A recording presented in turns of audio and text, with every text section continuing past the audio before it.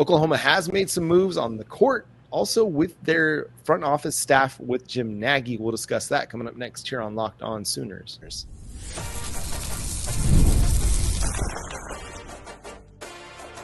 You are Locked On Sooners, your daily podcast on the Oklahoma Sooners. Part of the Locked On Podcast Network, your team every day.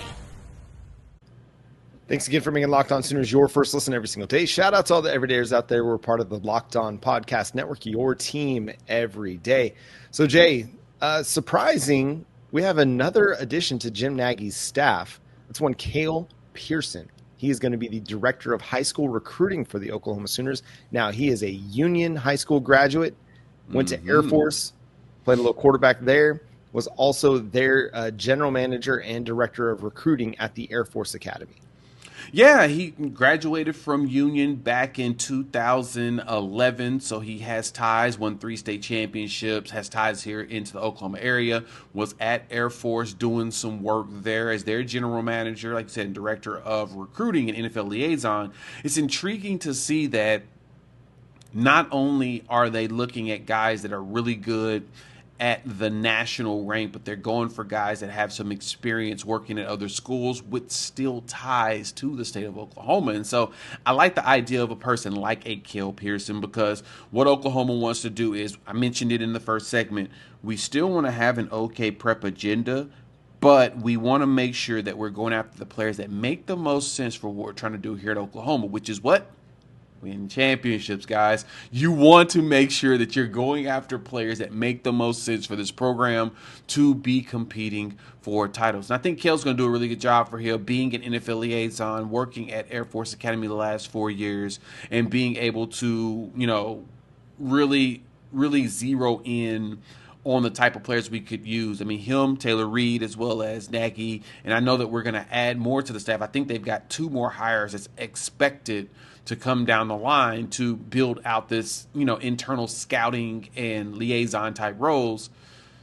Oklahoma's doing some stuff that I guess you could say has kind of shocked your boy. I'm not even going to lie. I like this addition. You're taking a guy that's got kind of high level recruiting experience at the collegiate level, and you're taking him from a general manager, director of recruiting job, and then you're pulling him to Oklahoma. When you're Air Force, you're not recruiting necessarily the 5-star guys. You're not always recruiting the 4-star guys. You're recruiting the guys that are going to be, one, system fits for what Air Force wants to do, but 2, you're looking for kind of those hidden gems, and you have to have a knack for that. Now, is Air Force's success all that great? No. But again, it's difficult to recruit to a place like Air Force. You got to have guys that want to go into the Air Force to come play there. That makes it a challenge. And so I think this is going to be a good hire for Oklahoma. Jim Nagy hasn't missed yet. This is going to be a really good staff. On the basketball court, the Oklahoma Sooners are hiring or are set to hire, according to reports out there. John Rothstein of CBS Sports reported that Oklahoma was hiring St. Joe's assistant coach Justin Scott, which, again, I think that's a really good hire for Oklahoma, not only because of the player that's connected to Scott, but I was telling you this before, I like the idea of Oklahoma basketball going after guys that are from basketball primary schools, places that treat basketball like we treat football. Yeah, those are the type of players that you really would like on your roster. I love how you kind of pointed that out when we talked. It's go for players that play at schools that treat their basketball program like we treat our football program. Like, it's the priority. So like a St. John's, a St. Joe's, those type of schools, a Pepperdine. We've seen Pepperdine make some runs in the tournament. Gonzaga, if you can steal a dude from Gonzaga, I mean, you're killing. Mm-hmm. You're put yourself, honestly, you may put yourself on a radar where schools will need to come after you. But you want to get those type of players that are focused on basketball, that will resonate for what you're trying to get going. And so I think that's huge that Oklahoma's adding a coach like Justin Scott from St. Joseph to be on be an assistant, because then he'll be one of those coaches that can help with identifying that type of talent that would probably focus and go to a school that's basketball only. And again, there's an impeding transfer that's potentially coming down the line from his stepson. You hope that that's something that actually works out for you in your favor. But at the same time, going after players that are, like I said, that are big in, a basketball school, Porter Moser is kind of cooking a little bit in the portal right now.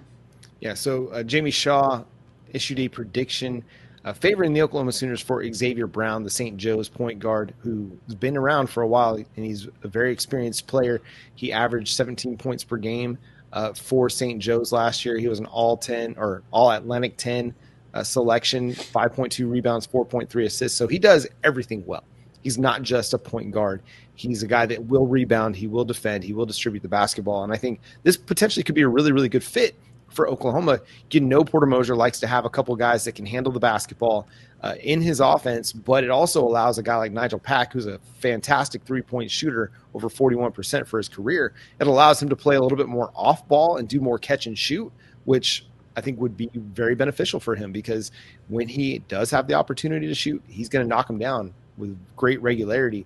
If you bring in an experienced dude like Xzayvier Brown and let him run the point some as well, then you have, I think, a little bit better balance in your offense. Plus, they're going to have the opportunity to have a visit with Alabama big man Darian Reed too. So Porter Moser is cooking. In years past, as they've tried to retool this roster, they've been going to the mid-majors and really attacking there, but not the mid-majors that are like the Atlantic 10.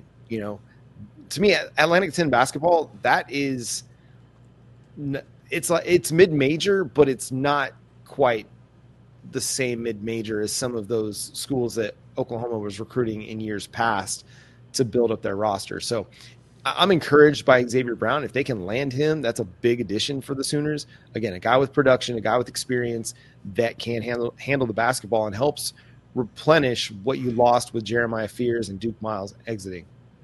Yeah.